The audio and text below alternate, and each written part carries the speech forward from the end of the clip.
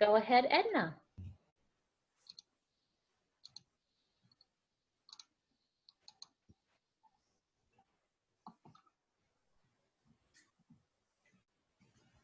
Did she freeze? Oh.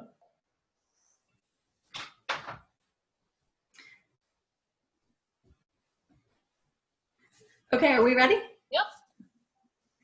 Okay, great. Hello, all of you, and thank you for participating today. Thank you so much. So before we proceed, I just want to ask some quick questions. I want to know who hasn't participated in the last couple of weeks. I see some familiar people in the audience, but there are new people.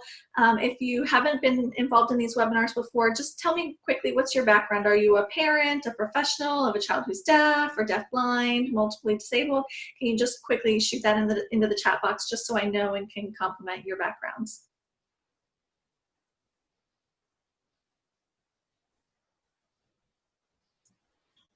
And, oh, and your level of ASL. This class is really a beginner class, but I want to make sure I kind of know how to gauge your what you need from me and your learning, the vocabulary you need. Paraeducator, okay, great. Speech therapist, okay. I'm happy that we have a speech therapy involved. I'm very happy, speech therapist involved. I'm very happy to see that.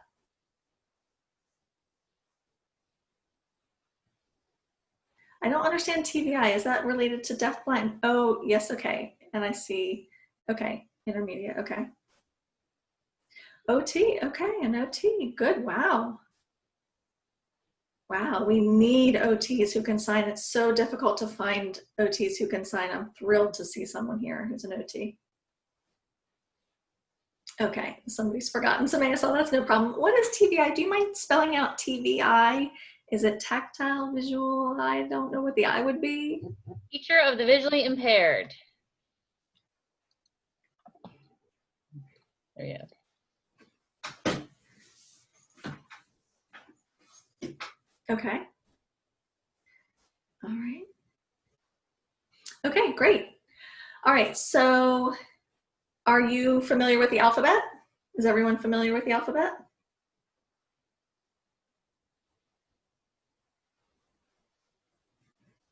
You're old hat at this, great. Okay, stupid question. Okay, all right, we'll put that to the side. I want to give a brief explanation about myself, but anything that you think of that you want to talk about or learn, you can put into the chat box and I'll monitor that. Now about myself, I am deaf. I was born to a deaf family here in Maryland. I am local. I went to Maryland School for the Deaf, graduated there and went on to Gallaudet University in Washington, D.C. Graduated there with a dual major in ASL studies and English literature, and I love both languages. Then I earned my master's degree at McDaniel in deaf education. It should be called bilingual instruction, ASL English, same thing. Then I got an EDS, educational specialist degree at Gallaudet. Lived in Chicago for 12 years with an interpreter. Lived in Chicago for 12 years, teaching at Columbia College.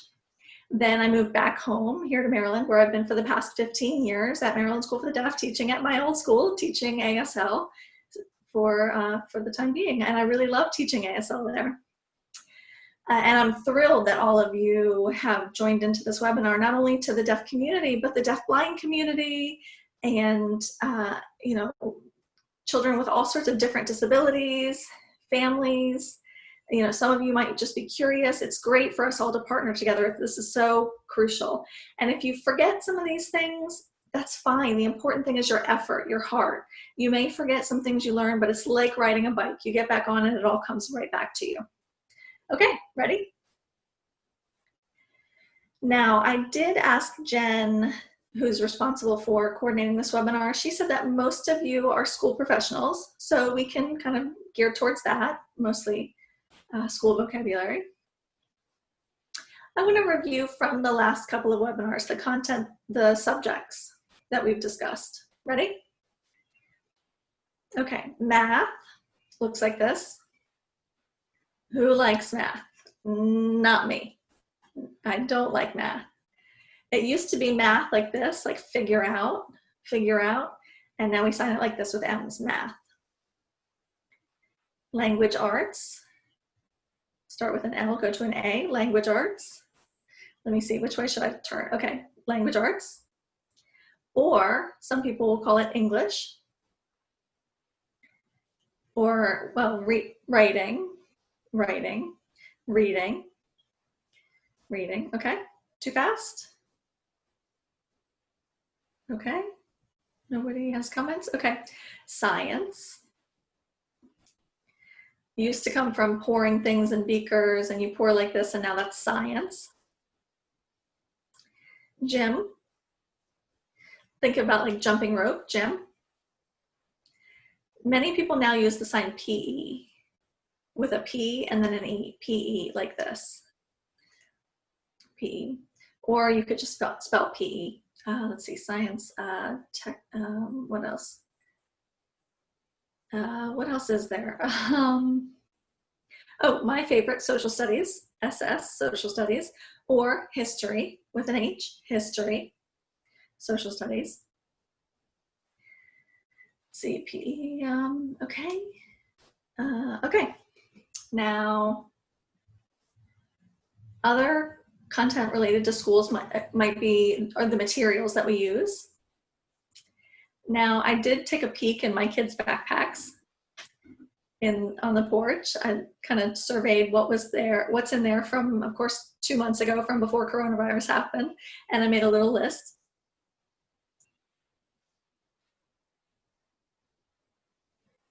We have markers. Some people sign it with an M, sign right with an M. And that, you know, you can use that yes and no. I recommend that you sign color right, and then you put markers, the word markers, on your mouth. Color right, and that's the sign for markers. Now, colored pencils, do you see the difference on my mouth? Colored pencils, got that? Okay, let's see.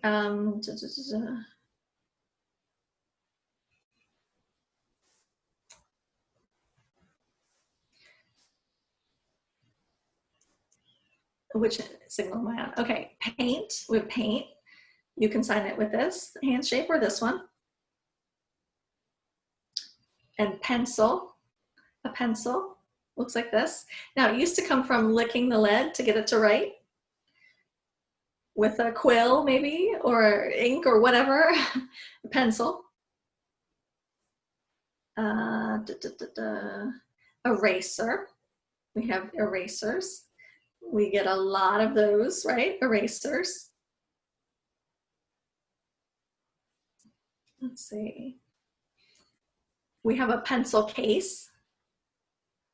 We might have a zipper. Pencil, case, we zip it closed. Okay, so pencil. We put the pencils in the case, zip it closed, pencil case, okay?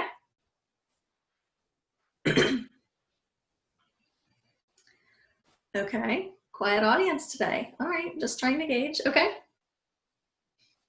Next, let's see. We have agenda book. The agenda book, that's crucial, right? Agenda book with an A, agenda. This tends to be a classifier for paper, like the Constitution, agenda, ethics. It's a family of words. It's like a family of signs that uses this flat hand on your non-dominant hand. So agenda book. Now, a lot of kids today tend to sign backpack like this. There are two variations: backpack like this, backpack, or backpack. Okay. Now, in my time, we signed it like this, backpack, with this open A hand shape. And now it looks more like this with the claw hand shape, backpack. Okay, now many students have sports after school. They might use a drawstring backpack, and that you would sign like this. They put their cleats, their uniform, everything into that drawstring backpack. See the mouth morpheme there? looks like this, and it shows the size of those strings, those drawstrings. A backpack versus a drawstring, okay?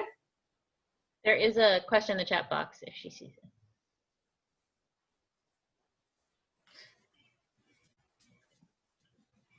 Oh, sure. Okay, yes, I see it. Thank you. So what's the difference between colored pencil? Okay, good question. Good question. I will tell you honestly, many people sign markers with an M like this, like write, but with an M. I am reluctant to teach you that.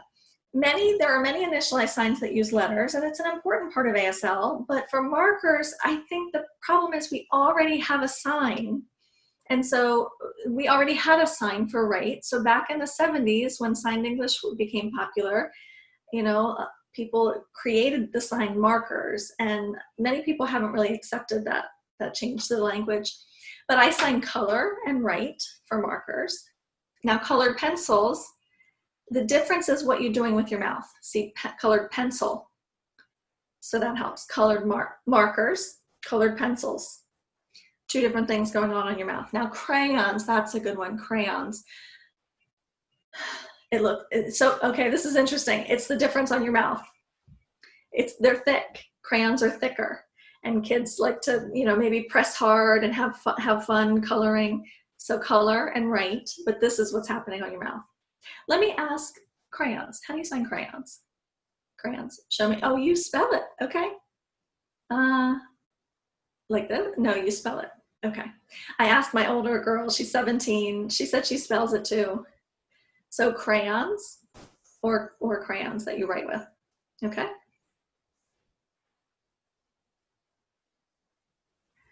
All right. Books. We have books. Books. Calculator. Calculator. So it's like you're pushing the keys on your non-dominant hand. Tape. There are two different signs for tape. One looks like this, tape, or tape like this with your thumbs. Tape, tape. Let me think. Okay, yeah, tape or tape, two signs. Okay. Now for ruler. Many of you might see the sign ruler. Do you see the R there? That is an acceptable sign. It's interesting. For one, we might say, no, not really. And for another, we say it's okay. It comes from the sign for measure, and then with R's for ruler. Now this one, please use this sign, okay? Don't say lined paper. Don't sign line like you have a line all the way across the room. It's lined paper like this. So you see like this paper I have here. It's lined like this with a 4 across your non-dominant hand. Okay?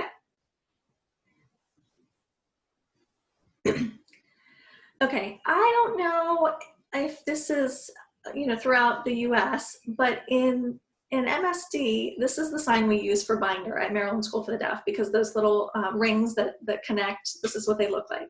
Now in Chicago, when I was there for 12 years, I never saw that sign for binder, but here in Maryland for the last 15, 20 years, I've seen this binder. Some people sign binder like this, binder. This is the hand shape, 5s to 8s, binder, binder, okay. Now for a folder, we sign folder like this, folder, folder. We got that one. Glue, we have glue. Now glue has a lot of variations. There may be Elmer's glue that you squeeze out of the bottle. Most people like glue sticks that you rub on the paper with your fist. That's a compound sign. So glue stick or glue that you pour. I like the rubber one. It smells, ugh. Okay, all right. We have a Chromebook or any kind of laptop, looks like this, laptop. Not a book, but you turn your non-dominant hand this way and open your dominant hand like this. Chromebook or laptop. And remember, it goes on your mouth, laptop. Charger, like this. We have a charger. Now, if it's thick, it might look like this, charger. So these are beautiful classifiers. They really represent the shape, the size, the look, the appearance, everything, and it changes the sign. In English, you just say charger, but this kind of charger is more like for a phone. So we plug it in with this hand shape, like that. Now for a thicker one, like the one I have here, I would recommend you use this hand shape. That's more appropriate. For cars, we have chargers like this. So it depends on the application of the sign. Okay, sound good? Okay, phone charger, let's see. Sometimes you might find money. I might find money in my kid's backpack. So here's money, yeah. Snacks. Now in Maryland, there's a regional, like in the DMV area, a regional sign that looks like this, snack. Some people sign snack like this. Let me think. Have I seen this sign? Yeah, snack is the regional one here. Crackers with this handshake, crackers. It's an odd sign, cracker. Bars, you might find like a granola or whatever, chocolate bar, chocolate bar. A drink, maybe water or a soda pop, yeah. So water looks like this. Soda or pop looks like this. Some people will do it, let me show you, like with an 8. I sign it like this, just with my middle finger, soda or pop. It's like when you say, some people say soda, some people say soft drink, some people say cola, some people say pop. It just depends on the variation you use. You might find chips. Okay, moving down the list in the backpack. Oh, gym shoes. Gym shoes. Okay. And a uniform for gym class or for sports, baseball, basketball, whatever, uniform. It goes down. I'm sorry, my camera cuts off, but it goes down. Let me show you. I've been gaining a little weight. Sorry, I gotta let you know. So uniform looks like this. Yeah, that's the right way, uniform. Okay. Anything else related to backpacks and the stuff we might find in a backpack? Come on, let me see you talk in the chat. Okay. All right, looks good. We did this. Okay, and then let's see, let's move on to, okay, connected to the internet or remote learning, online learning. We have Wi-Fi, which we spell. I've seen some people sign a really invented sign for Wi-Fi, but we spell Wi-Fi, W-I-F-I, Wi-Fi, and that's, you might see that very quickly, Wi-Fi. Now for adults, we may struggle with our Wi-Fi and it may disconnect. You know, adults tend to sign this disconnect. It disconnected. Maybe it continues to disconnect. For young kids and teens, they generally say the Wi-Fi is freezing, even though it's not the Wi-Fi freezing. But what they see is that the video freezes. So they call that a freeze. Or the Wi-Fi is not working. So Wi-Fi, not working. It's freezing. It's disconnecting. Or you could say it's a strong Wi-Fi signal. It's good Wi-Fi. We don't say a connection. We generally don't say that. Okay, let's see. Oh, okay. Okay. So one person asked about water bottle. Water bottle. Okay. Bottle. Let me think. Bottle. No. A wine comes in a bottle like this. That's shaped more narrow at the top, but a water bottle isn't shaped like that. It's the same hand shape all the way up. And art and music. Okay, thank you. Art classes. So we have arts. Art looks like this. It's the same sign for draw. Same as draw. We draw in art class. We have music. Music looks like this. Now, I want to tell you a cool story about that, about music. It's an odd sign. Really, in the US, to have a sign that looks like that, it's strange. But in French sign, which is where ASL comes from LSF, which is about 200 years old, a little more than 200 years old. But anyway, in French Sign Language, the sign for sing looks like this, or for music. So wait, don't copy me. You can only use this with French people who are deaf, but this is what it looks like. And when we do that over and over, somehow that migrated to the crook of your elbow in American Sign Language. So it comes from that sign in French Sign Language. So song, concert, sing, music, yeah, will look like that. Okay. Okay, good. I see there is, we have some active people in the chat. Thank you. We talked about a weak connection, disconnecting. We would say it disconnected, or it connected and then disconnected. So again, it's important what you're doing on your mouth. You can use those facial expressions to say it's connecting and disconnecting. Good. Oh, champ, this is a good one. Okay, Rebecca, where are you? Somewhere. Aha, I see you. Yeah, I see you. This is a good question. Yes, it's hard when people use masks. It's very difficult to understand. I'm happy you asked me that. Yeah, that's a good one. So finger spelling is important. Gesturing is much more important too. So let me use myself as an example.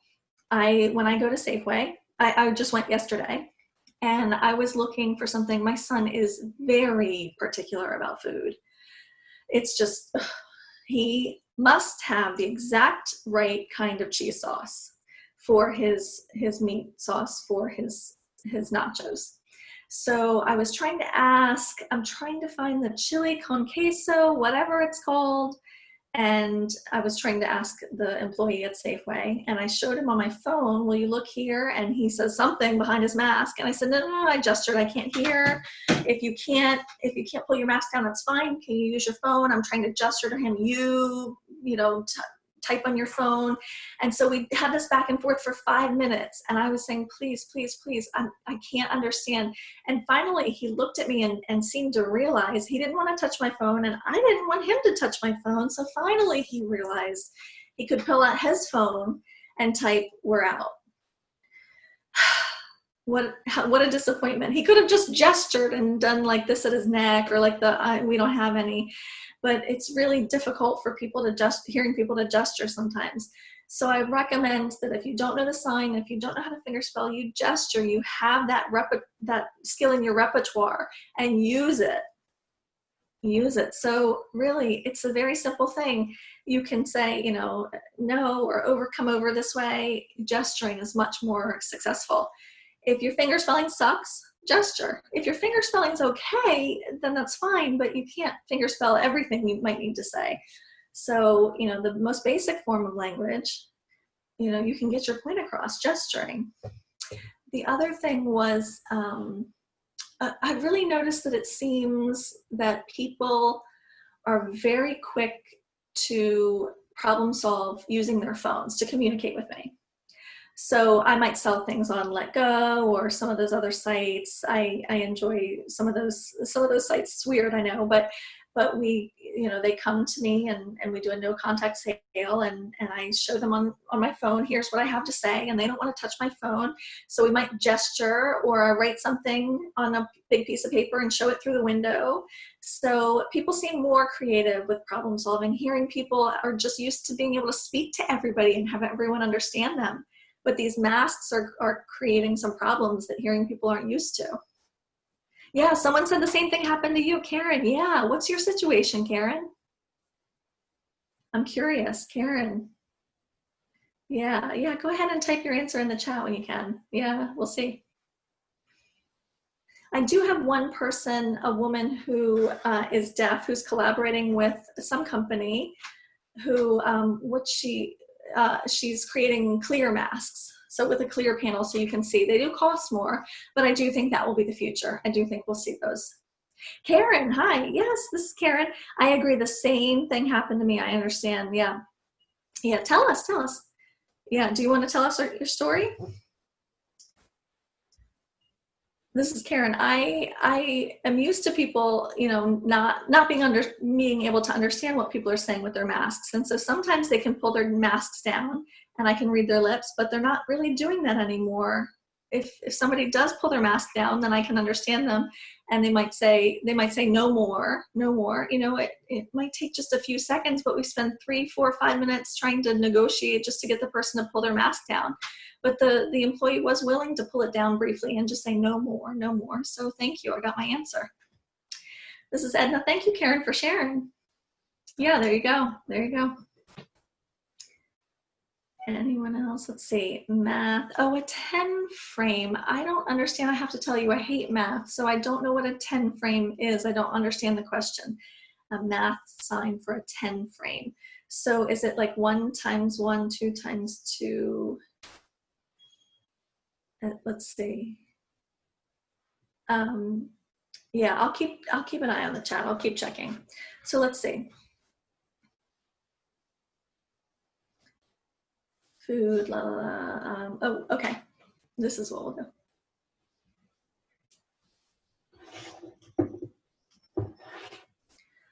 do. Just a second.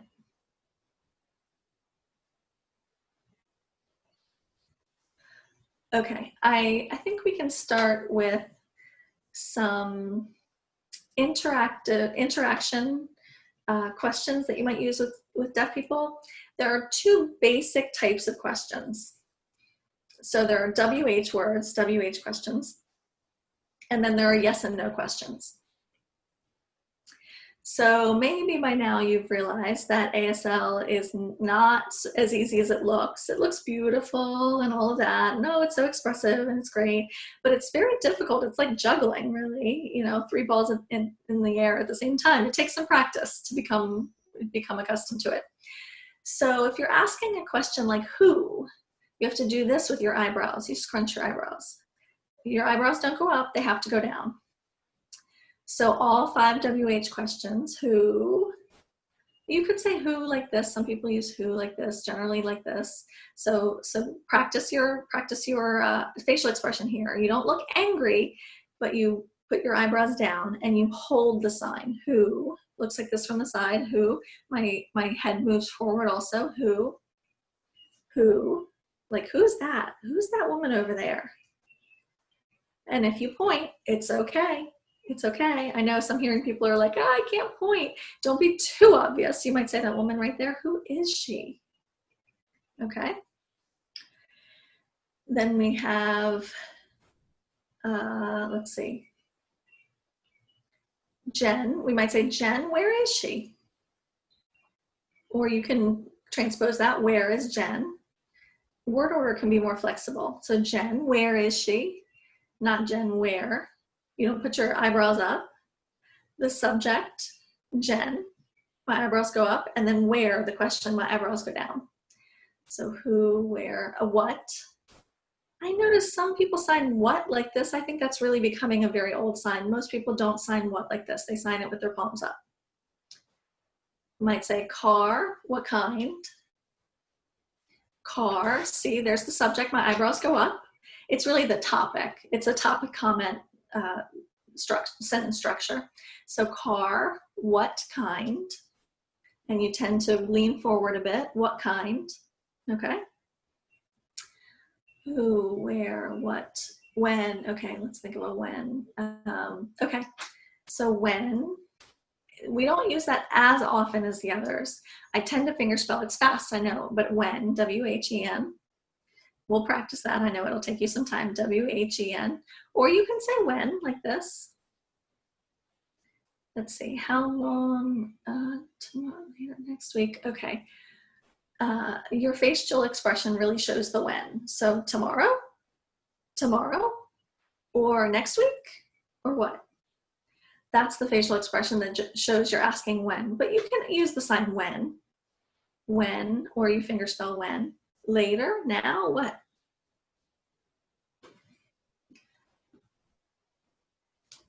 Is the interpreter okay? Need some water? I'll wait for you to get some water.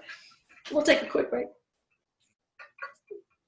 Hold on. I can start my camera. I found 10 frame. Look. The question about 10 frame.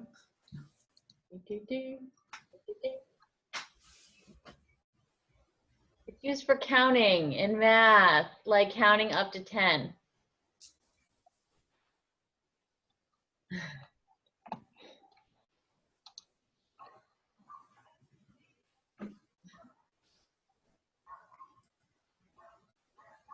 Okay, got it. Okay, and that's replying to a comment earlier, a question earlier. Good job, Jen. So math is not my forte. I'm not a math person. I'm allergic. I'm severely allergic to math. I would use a classifier, and I would sign it like this. 10. What's the official name? 10 frame, right? Is that how you say it? 10. What's the name of that thing? I lost it already.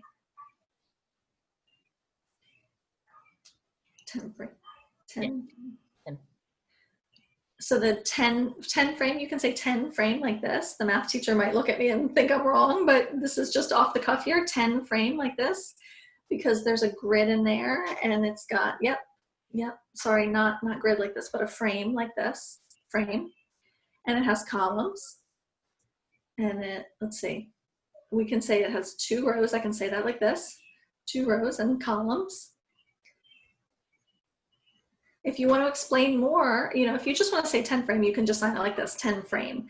But if you want to explain the rows and the columns, you might say the columns go like this, the rows go like this, and we'll put a dot here and here and here, or how many do you have? See, I said how many, like this. How many dots? Is that helpful, hopefully? Okay. All right, let's see. Okay. Okay, and one person asked about the library. Library looks like this, library. Don't ask me why, library. I think that's really becoming an older concept too. Nobody wants to touch any of the materials in the library. Maybe in 3 or 4 years, we'll have the whole collection online, but I'm very tactile. I love to touch the books and have the physical materials. It's not the same as a Nook and all that.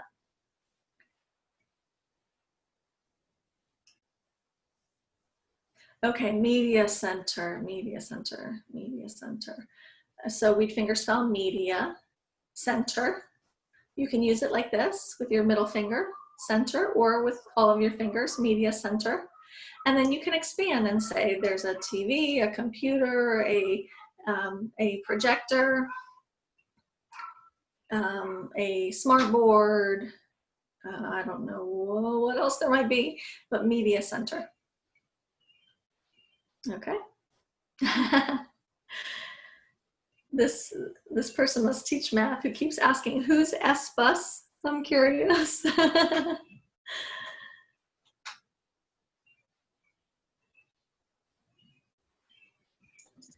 Okay, so we talked about WH questions, where, when, who, and why. There are several signs for why. One looks like this, with your middle finger, why. Or you can say why, like this. Why, with 2 hands. If you're really mad at your kids, maybe, like my 4th son who just peed on a ball this morning outside, of course, wanted to go to the bathroom outside. Don't get me started. But he peed on a bathroom. Do you guys like eating shit? And he said, why not? Yeah, why not? Just eat shit. That one, exactly.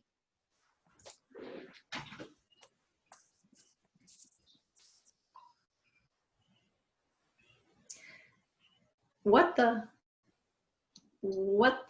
I think we're better. Oh, nope. Maybe.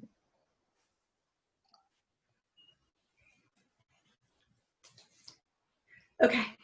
All right. That's why MSD has given up on Zoom. Okay. Anyway, we might say why. Why? Wait, maybe with 2 hands if I'm really exasperated. Why? And my son said, why not? He's 5. Why or why like this? Why? Why? Why? Maybe with this hand shape. There are different variations, depends on your preference. How? There are a couple different variations, mainly 2. I sign how like this. Not how, but how, with this Y hand shape. How? How are you? How? How are you? Hitler. How? And many people sign how. This is a more formal how, or how. Okay. Okay, which? One thumb or another? Which? This one or that one? Which? Now this is from French Sign Language. The French number 1 is like this. So it's this one or this one. Which one? This one or that one? Which? And it goes with that facial expression, which. Okay? Questions? Okay, yeah, ugh, okay. Okay. All right, and I'm open. Let's see, we did that. Things to do at home. We could talk about things to do at home. Let's try to use more than one sign. Let's try to put some phrases together. Let's see, we have a question. Okay. So, okay. Kateri, that's a good question. How do you approach someone and let them know, I'd like to communicate, but I'm just so. Let me see. I had it right here. Where is it? I'm very organized, honest. Okay, here.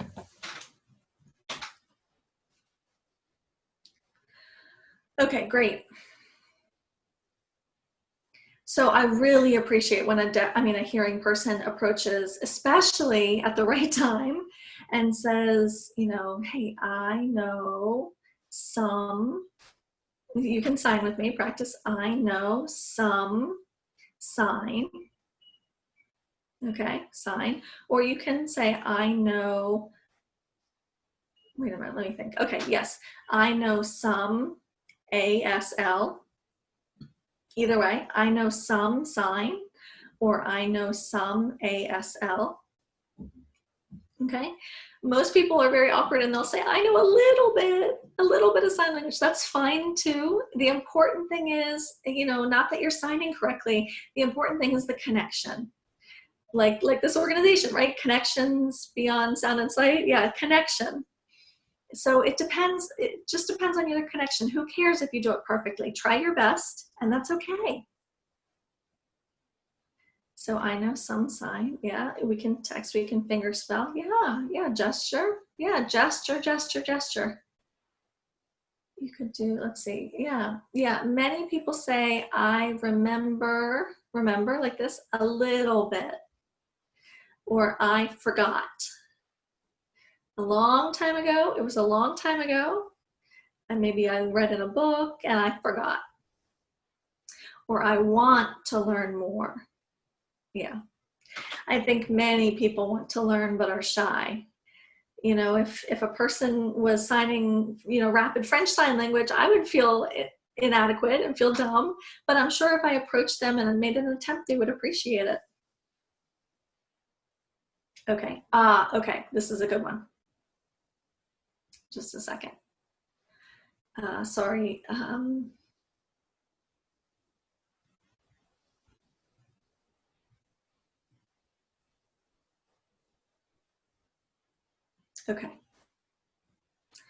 Okay.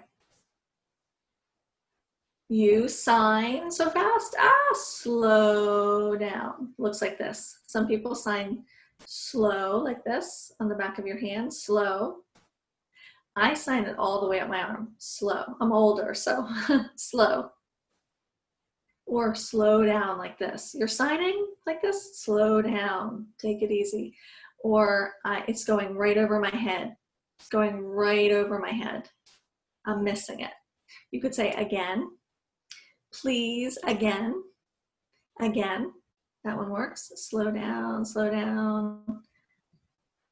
It's going over my head. Yeah, I think that's the basics. Okay. I'm learning sign. Okay, so you can say I'm learning. Really, I am learning this, this suffix. The affixation doesn't apply to ASL. So what we do is we repeat the sign. I'm learning. When you sign I learn one time, that means I learn. When you repeat it, it means I'm doing it over and over and currently. So you would say I learn, sign. If I'm doing it a couple of times, that means I'm doing it over time. So I'm learning, learn, ASL. Okay? All right, good. Okay, let's see. Okay, yeah, I have more. I don't understand. Okay, I don't understand. I don't understand. And the facial expression is so important. I don't understand is a different kind of attitude than I'm trying, but oh, I just don't. I don't understand. Again, please. Most deaf people are really willing to work with you. I don't know. I don't know. I don't know. Or I don't understand. I don't know, you could say. Oh, and there are two important signs here. So help. I don't understand. Help me with the directionality. It moves towards yourself, means you help me. I don't have to say you help me. The subject is there and the verb is there in the movement, and then the object is there at the end.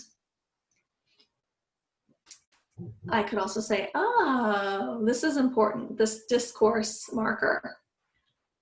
Because, you know, as you're signing along, how do you know the other person is interested or wants you to stop talking? This discourse marker, when somebody says, oh, they seem interested, or, oh, wow, oh, they seem to like my story. Okay, so then I'll add some more detail to my story. Or, they're not interested. You can see that and you say, okay, let me wrap it up. So that oh is very important. Okay. And then we've got, okay, seem to be doing okay. How are we on time? Okay, let me go back. I think it's important that you know about directional verbs. That's an old term. What's the correct term? Indicating verbs. That's the correct term. I still use the old, easier directional verb. There are many verbs like that, indicating verbs, like help you, help me, tell. I can tell you, you can tell me. I can give to you. Let's say I have this. I can take it and give to you. Or you can give it to me. We can give it back and forth. You don't say you give it. You give me the pencil. You just say pencil, you give it to me, all in one sign. It's a long sentence, but it only needs two signs. How cool is that? Pencil, give it to me. Great. Take is another one. I can take from you, you can take from me. I want it back. I want it back. I'll take it back. You take from me. Or you keep taking it from me. No, you need to stop taking it. Show is another one. That's a little tough. So we take this, we look at it, and we can show it. That means I, maybe as the teacher, I'm showing you. Or maybe a parent is showing me something from your kid. Show me. Okay? There are many more. Oh, gosh. There's a huge list. Let's see. I'm trying to think of more indicating verbs. Doing okay? Quiet? Any more? If not, I can move to rooms or school furniture.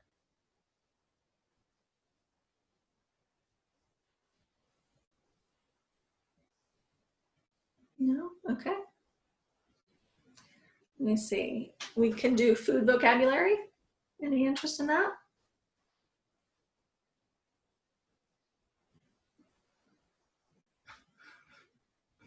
Good. Okay, good. I like that.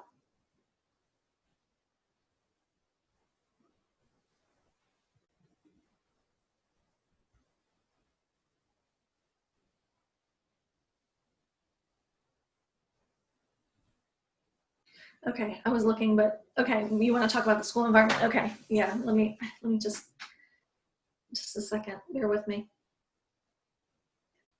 Oof. 1 more minute.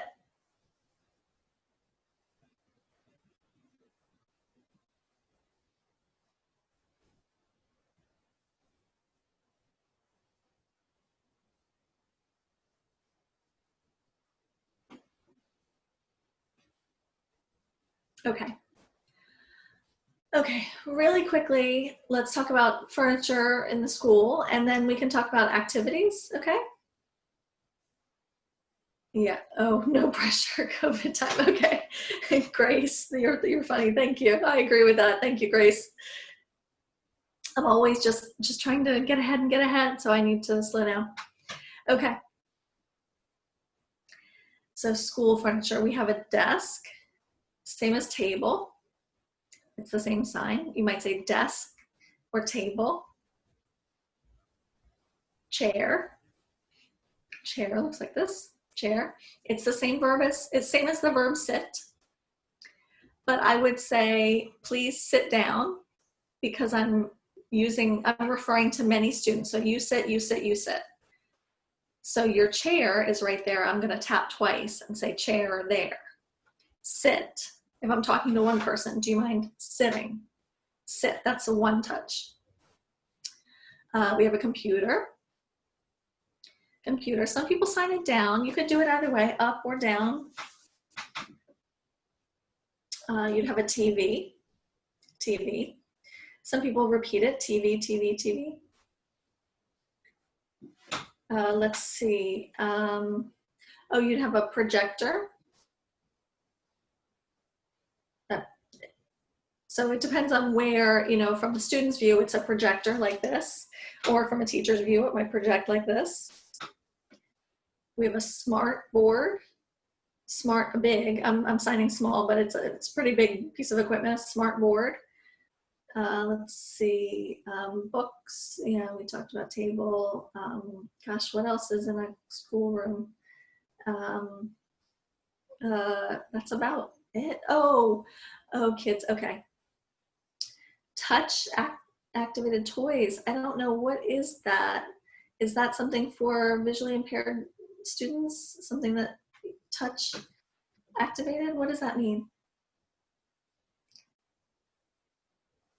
I'm thinking of when you touch something and it makes, you know, a light flash or a movement. Oh, manipulatives. Yeah, like, oh, yeah, okay, I got it. So manipulatives, to figure out math, is that what you mean? The things you touch, you really have to explain that to me and then I can sign it to you. Okay, so Jen, do you mind signing, or manipulatives, or Louise, manipulatives? What do you call it?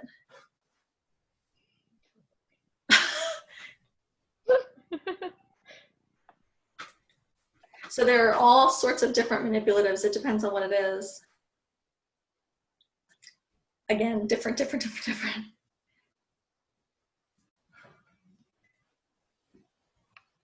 Touch, cause and effect toys. Okay.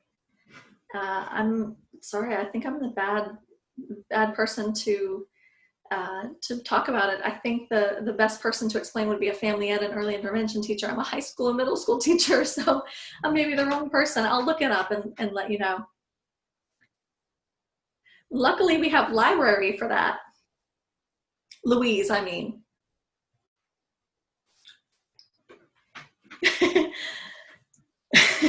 Okay, inside joke, sorry. I would follow, it depends on what the toy is, really. So if it touches and it flashes, that might look like this, or if it's a slow flash, if there's music that comes out of it, or it's a box. You know, if there are different flashing lights, it depends on what it looks like and you describe that. It's almost like a gesture, but you're using classifiers. And classifiers are much more advanced than gestures, but you describe what it is. If there's a few of them, then maybe you're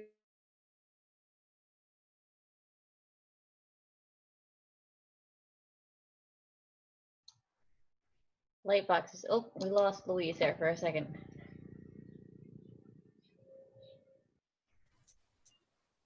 Perfect. There we go. She's back. We're good. Good.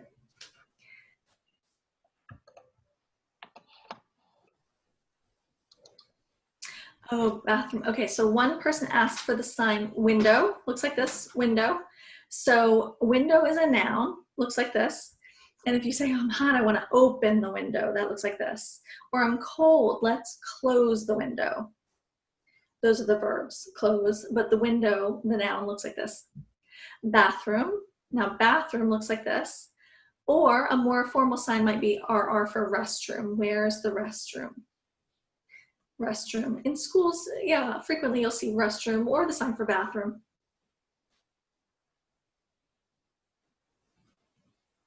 Okay, all right, great.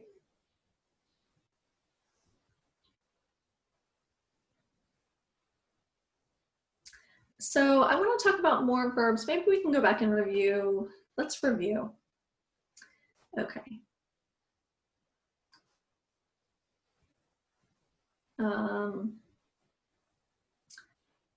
Okay, let's see. Okay, tell me what this is. The interpreter's not going to voice. What's this? You can type it in the chat. What's this sign?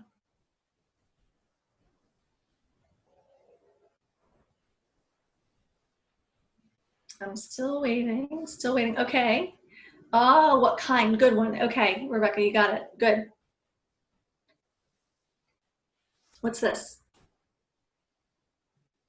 It's a quiz. Come on. Yes. Good. What's this?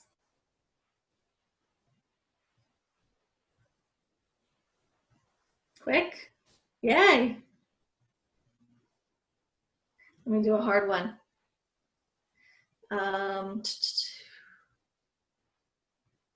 Ooh, what's that? What kind?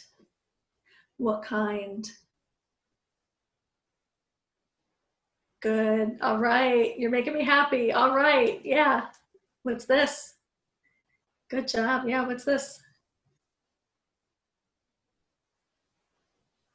Too easy for you. Ugh. Come on. Oh, here's a hard one. Okay. So I'll give you an optional answer. I have two possible answers for this one. Come on, come on, come on. Good. First one to get it right. Kateri. Okay, good job.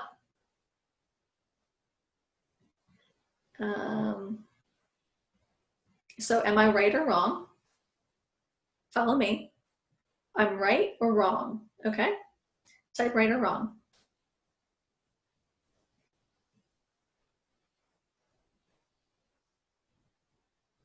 Yes, yes. Yes. Good feedback, okay.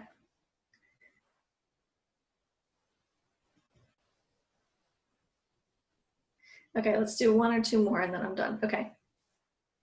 Go ahead and type the answer.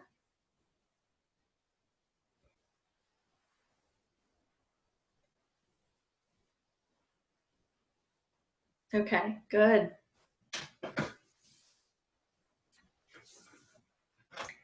This is a little harder. Let's make it harder.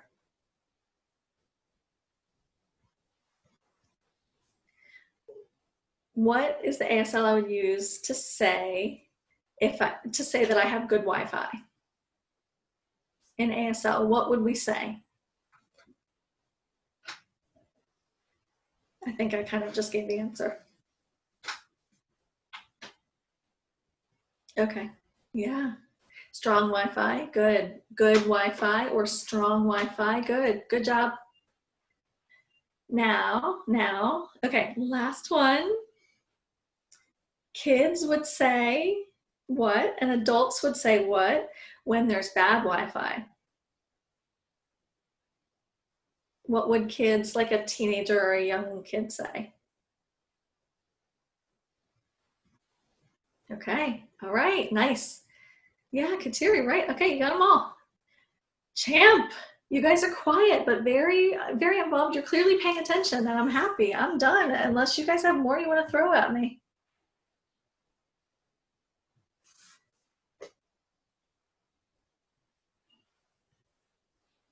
I'm yours. Come on.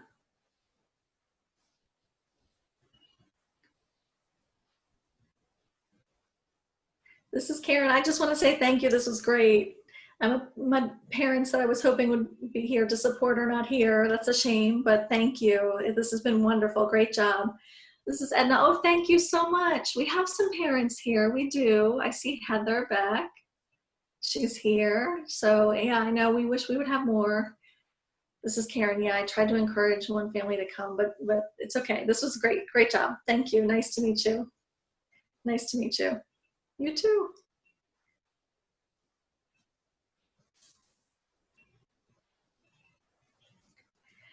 This is Edna. So someone just asked for suggestions. So Gallaudet University has a very nice program called ASL Connect. ASL Connect, and it's free. The ASL class is there, which is great. And you can go to Gallaudet University's ASL Connect, and you can sign up right there. Like I said, classes are free. You don't get credit, but if you want credit, certainly you have to pay. But non-credit classes are free, and they're structured. They're not, not like this webinar. This is a little less structured, but you certainly can, here you can ask questions off the cuff, but those classes are structured there. Another one is there's a phone app. I'm very leery. Well, I like when deaf people develop apps. That's much better because obviously they're native signers. Hearing people, I don't have anything against, but if a hearing person collaborates with deaf developers, that's great. But there are so many ASL quote unquote apps, ASL apps that are incorrect. And then when you're motivated to learn, you might wind up learning the wrong sign, and that's not your fault. So really, I really encourage you to look at apps that are developed by deaf people. Let me look. Hold on. Let me quickly pull it up. I think it's ASL. I think it's just called ASL app, but let me make sure I give you the right information.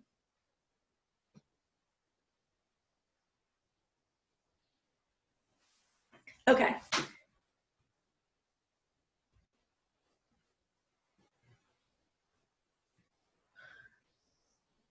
Okay, yes. This is the ASL app, and it's one of the first few, and this one is great. Yeah, I'm seeing a lot of junk when I search. Sign School, I don't know, but I'm seeing a lot of deaf people involved in that project. Hearing, yeah, no offense, but they're not native signers. Okay, so Marley Signs. That's another app from Marley Matlin. So, that's more, it has her celebrity behind it. So next time, maybe I can make a list for you and share that. Oh, and thank you, Sherry. Sherry's right. ASDC, the American Society for Deaf Children. Oh my goodness, they are a wonderful resource. You can't beat that one. So thank you, Sherry. Yeah, that's a fantastic resource. So take a look at the American Society for Deaf Children, and they just have lists and lists of more resources. How could I forget? Okay. All right. Books. Okay, are you okay on time? Yeah, do we have just one more thing? So books. It really depends on your goal as far as books go. If you want something structured, I can recommend, the best is to have a book that goes along with a video to see the 3D language. I have seen a new curriculum that's out now from Texas. It's very popular, and it's called True Way ASL, TWA. You can try and check that out. I think they're launching a new site June 1st, TWA, and they're very structured. They are online. So that's one. Another book, well, there's an old one that's very common, but it's Signing Naturally. And that's, 30, 40 years old. You'll see some people there with afros and whatever old 80s hairstyles and, expect that. There are some updated materials to some degree, signing naturally. What I really like myself, I really like ABC books by Carol Padden and Tom Humphreys. So those are good. I just realized it might not be appropriate to talk about Afro hairstyles. I'm sorry. My daughter has an Afro hairstyle. I just mean it's not modern. I didn't mean to say the wrong thing. I'm sorry if I did. Okay. All right. Thank you, Louise, and thank you, Jennifer. Okay. Anything else? I'm here. This is Jen. Thank you so much. Thank you. Thank you so much. This is Edna. Okay, websites. Here's one more person asked about websites.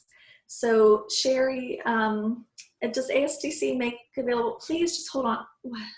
Hold on. You don't have to ask me. Just go do it. You're always eating a lot of sweets anyway. My boy was asking permission to eat Pop-Tarts, and I said, you're eating it in secret anyway. Okay, so the website for ASDC has a list of recommended websites online. Is that true, or do you have to take a workshop?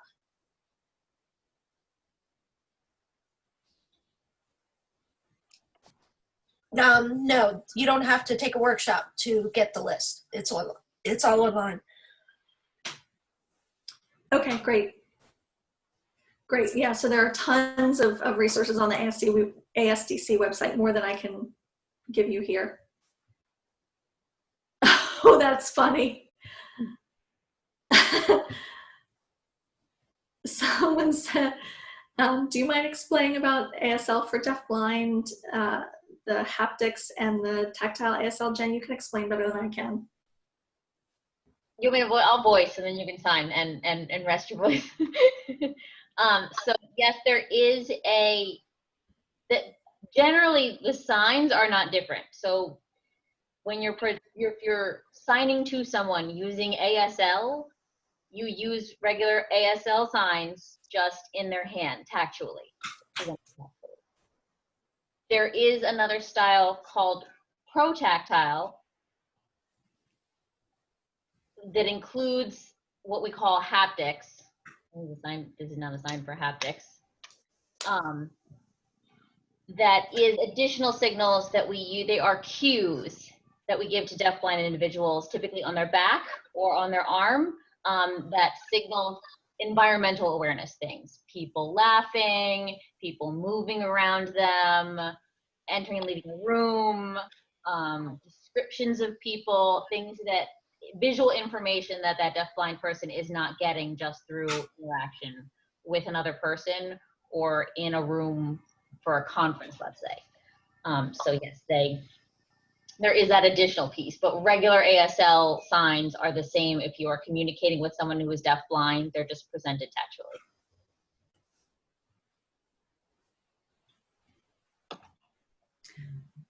Okay, so yeah, that was a great answer. I couldn't have done that, but I do want to add from my experience that deafblind individuals.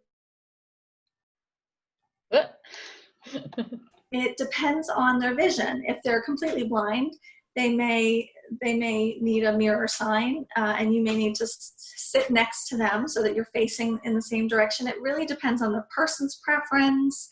And sometimes, they may look at me and say, your hands aren't the right style or right orientation. I might need to sit across from them and explain that I'm signing opposite or sit next to them. When I sign with my right hand, you need to sign with your right hand, or my left and your left. And if they're close vision, then I might, often deafblind people need a smaller signing space. So depending on whether it's someone who grew up with vision and lost it later, they might sign more ASL. The facial expressions might be reduced based on their reduced vision, or if they just lost a lot of their vision, they may be using more facial expression themselves. I'm sure a lot of you work with deafblind individuals, so you may already know this. You are right. Yeah, I don't know who I'm talking to. Holding arms in to keep somebody in the space for tracking. for putting them in their visual field that they need. What do you call it? Oh, tracking, is that the word? What was that? Tracking, okay.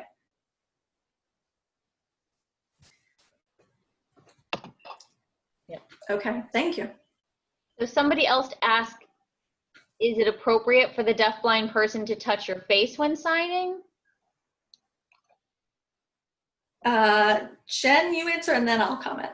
I was going to say that is a very, very old way. There was an old form of using, I believe it's called Tadoma, T-A-D-O-M-A, that the deafblind person would put their hands on somebody's face and that way, but that is not used anymore. So typically, no, that is not really a form used even within the deafblind community anymore.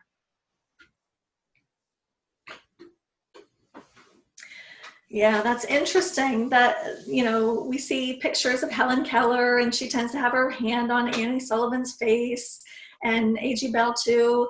So really what I've noticed with my very limited experience working with people who are deafblind, I went to a camp there's a town in Washington State, Seebeck, which has a deafblind camp annually. And that's where I get most of my experience with deafblind individuals. And they tend to be very, very proper and very clean. People think, deafblind people are always touching everybody, but no, they're very conscious and very clean. They keep their hands clean. You know, it might be a deaf and hearing thing too. People who don't know anything about deaf people might think that they are helpless and, don't know how to do anything for themselves. But no, we're very self-sufficient. And the same is true for deafblind people. They communicate. And I've learned really by making some mistakes myself, trying to really help them more than they need. And they'll tell me, hey, back off. And I'll go, oh, I understand. I'm kind of taking that role of a hearing person who doesn't know anything about a deaf person. So they'll correct you, you follow their preferences and, don't make assumptions because it makes an ass out of you and me,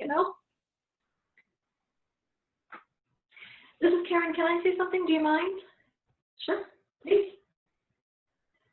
So I work with a deafblind student who has very limited language, and it's a real challenge, and I'm learning a lot from the student. And the student has taught me a lot about what they need. And you're right, they keep their hands very clean.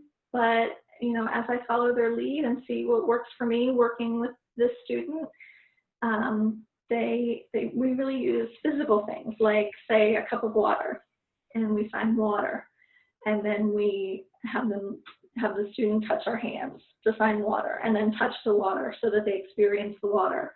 It's not to overwhelm them, but to give them 1 or 2 or 3 words at a time. To say cup, feel the cup. Here's the cup. This is the student's name sign, so we might put their hand on our hand as we sign their name and touch our face. We use a lot of tactile cues, for like we talk about hearts on Valentine's Day, and then we might put a heart on the calendar, and they can touch that and feel that with some help from other vision specialists. Give me things to work on with them. And I've really been learning a lot. It's baby steps. We don't want to overwhelm him, but it is quite a challenge. Yeah. What to do with how much language we need to help them access, and what we do to make that happen. Yeah. I just started with him, and trying not to force myself on him. So, we're, like I said, taking baby steps and finding out what works and applying that to the next task. So, it's a challenge.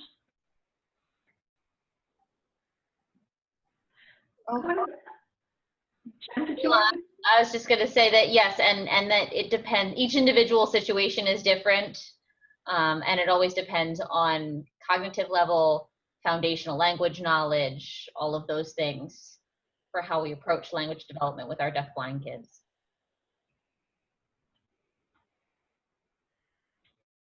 Yeah, this is Edna. I agree. I would recommend talking to the deafblind community who are the experts in this, and they are the people who live it every day.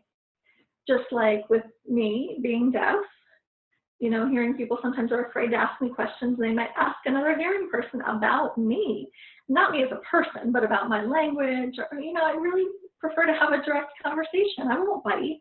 So if you're feeling, you know, if you're feeling awkward, I know the limited language is a challenge, and that's a challenge for me when I work with deafblind campers.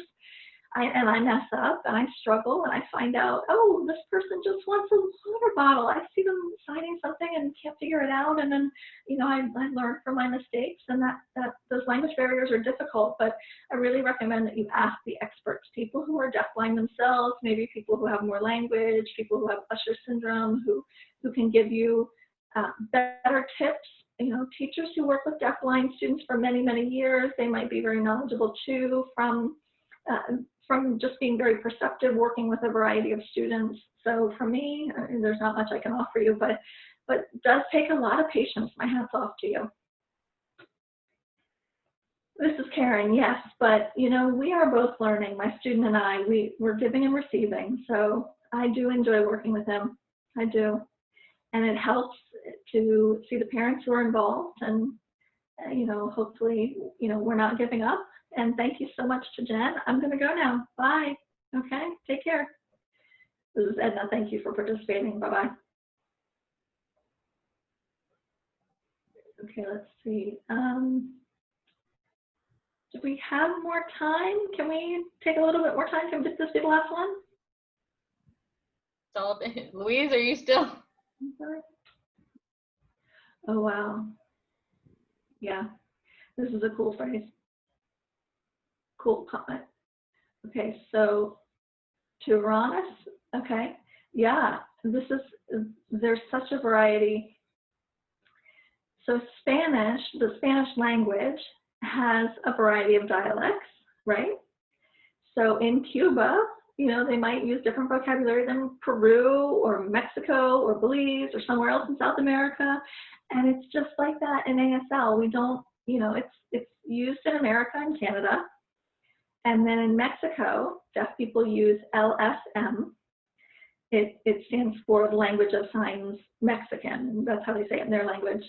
And, you know, there are all sorts of different types of sign language. German Sign Language, Ethiopian Sign Language that my kids were using, not anymore, but, you know, all over the world, there's not just one sign language worldwide. But we can say the great advantage of ASL is that it's a 3D modality, meaning that when we have a conversation, it's much better. Not to say that in an arrogant way, but when a deaf person interacts with another deaf person from somewhere else in the world, there's so much, it's so much quicker to be able to find a common ground because the concepts are there, the 3D concepts are there. It's just the vocabulary that's a little different. Like I might say learn, and in French Sign Language, they might say it like this, learn. You know, they're related, but, you know, maybe another sign language, you know, there might be a different word, a different vocabulary, but we can find that common ground very quickly. It's very nice. Now, teaching that to deafblind students, that is a challenge. It's important that that identity piece for deafblind students is important. They should know that their family speaks Spanish. And if you can, find out where their family is from, find a dictionary, find some signs from that country. But if their language, that's if their language is advanced. If their language is limited, you really do need to focus on ASL. I'm done. So just something to put out there, for families that are here in the US, we often are trying to encourage them to learn American Sign Language, even if they are speaking Spanish at home. And so we are excited to be able to offer, in June, we're gonna offer our first sign language class by a deaf Latino with Spanish interpretation. So for families who are Spanish speaking but looking to learn American Sign Language to communicate with their deaf child, that is an upcoming thing in June. So either if you're interested, type in the chat box. I can forward that to anybody, and hopefully I have your name and email in the sign-in sheet, or put it in the chat box. Yes.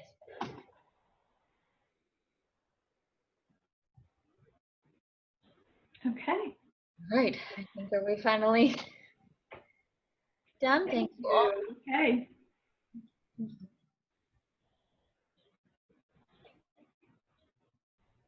All right, great. Thank you guys so very much.